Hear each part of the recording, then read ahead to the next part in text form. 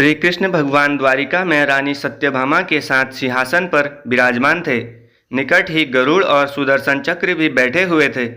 तीनों के चेहरे पर दिव्य तेज झलक रहा था। बातों ही बातों में रानी सत्यभामा ने श्री कृष्ण से पूछा कि हे प्रभु, आपने त्रेता युग में राम के रूप में अवतार लिया था। सीता आपकी पत्नी थी, क्या वे मुझसे भी ज़्यादा सुंदर थी?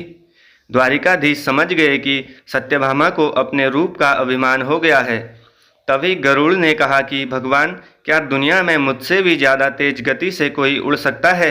इधर सुदर्शन चक्र से भी रहा नहीं गया और वे भी कह उठे कि भगवान, मैंने बड़े बड़े युद्धों में आपकी विजयश्री दिलवाई है, क्या संसार में मुझसे भी शक्तिशाली कोई है? भगवान मन ही मन मुस्कुरा रहे थे। वे जान रहे थे कि उनके इन तीनों भक्तों को अहंकार हो गया है और इनका अहंकार नष्ट करने का समय आ गया है। ऐसा सोचकर उन्होंने गरुड़ से कहा कि हे गरुड़, तुम हनुमान के पास जाओ और कहना कि भगवान राम माता सीता के साथ उनकी प्रतीक्षा कर रहे हैं। गरुड़ भगवान की आज्ञा लेकर हनुमान को लाने चले गए। इधर श्री कृष्ण ने सत्यभामा से कहा कि देवी, आप सीता के रूप में तैयार हो जाएं और स्वयं द्वारिकाधीश ने राम का रूप धारण कर लिया।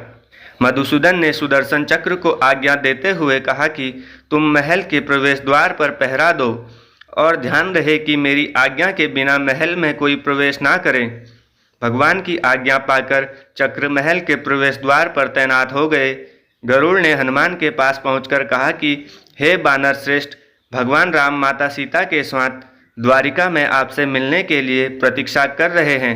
आप मेरे साथ चलें, मैं आपको अपनी पीठ पर बैठाकर शीघ्र ही वहां ले जाऊंगा। हनुमान ने विनयपूर्वक गरुड़ से कहा, आप चलिए, मैं आता हूँ।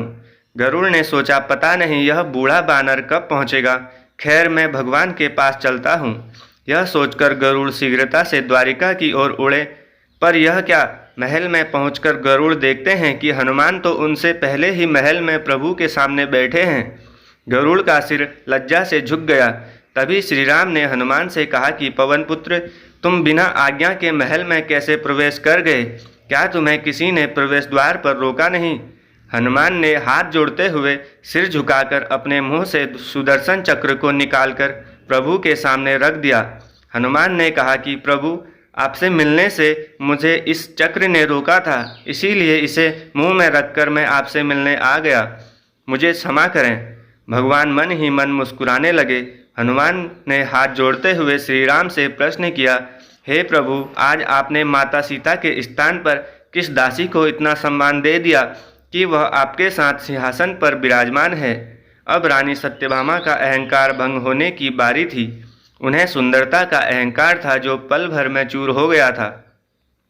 रानी सत्यभामा, सुदर्शन चक्र व गरुड़ जी तीनों का गर्व चूर चूर हो गया था। वे भगवान की लीला समझ रहे थे।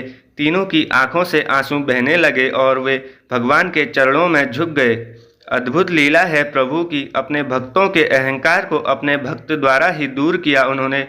जीवन में कभी भी अहंकार नहीं करना चाहिए। जरूरी नहीं है कि आज जो आपके पास है वह कल भी होगा।